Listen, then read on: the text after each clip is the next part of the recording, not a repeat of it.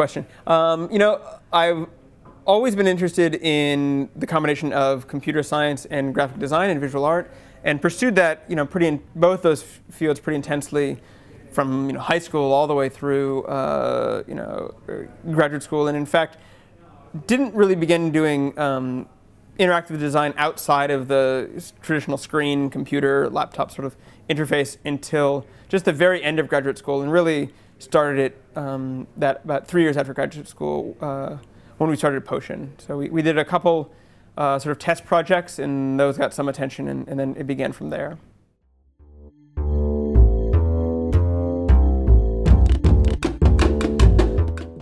It's funny because we actually started with a big project, but it took forever to pay, so it was kind of good and bad in the same way.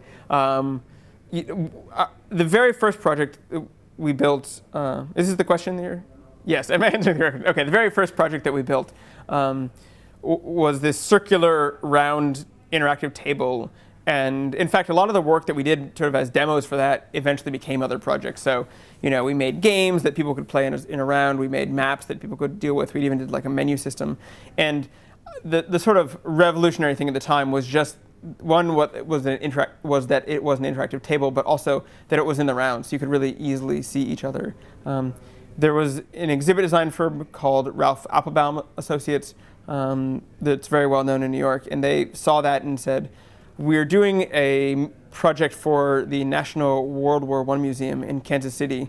And they'd actually already designed these two tables that were about probably 10 meters long that were sort of parentheses around the center of the building.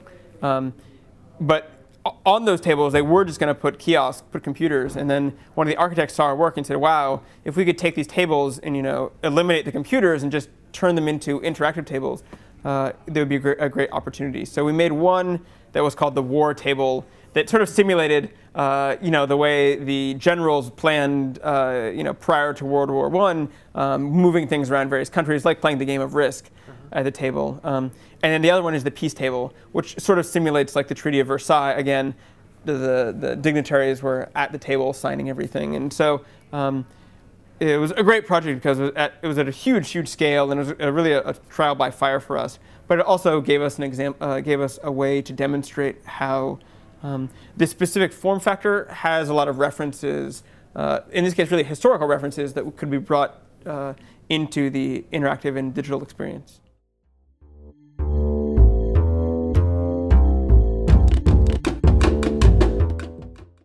No, it's easy. So, the first studio I would say was Eiffel. Not in existence today, but I think, obviously he was a recognized genius, but in particular, the way in which he used technology, which, was somewhat widely available at the time to create structures that went beyond people's imagination. That, everyone thought, okay, well, we'll be building buildings out of steel, that's great, but, to erect something like the Eiffel Tower or the Statue of Liberty or the bridges that he created, he was able to sort of take a sort of fundamental technology and bring it to a new level.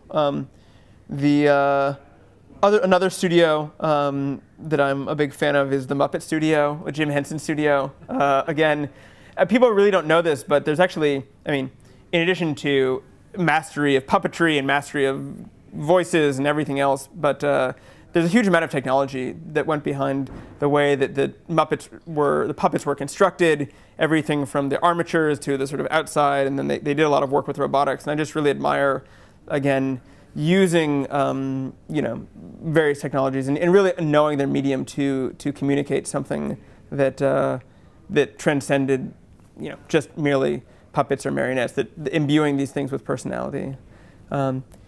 This third studio, let's see, I'll name 4. I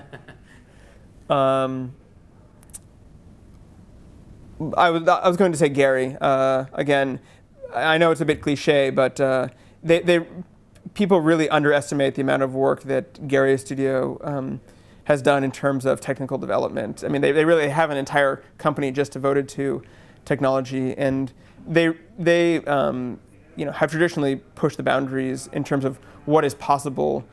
not in their case, not really using very simple technology, using pretty complex technology to make things that look pretty simple. And again, using digital technology in a way that had never been used before. The last studio I'll mention is an actual interaction design studio. I probably should mention a competitor. But fortunately, they're on this half of the Atlantic is ArtCom or Art Plus Com. They're located primarily in Berlin. And they've been around quite a long time, probably since the, I think, early 90s. And they do work that's very similar to our own. In fact, I would say our work is based upon a lot of the work that they've done. Again, just brilliant execution. There's a lot of people who can take technology and make something that's impressive, because technology, new technology is always a bit impressive. But their work in terms of combining design and technology at such a high level is really really groundbreaking and consistently creative too. So I think in our own work we really aspire to make things that are not only beautiful and technically novel, but also that have a real creative foundation. So they do great work.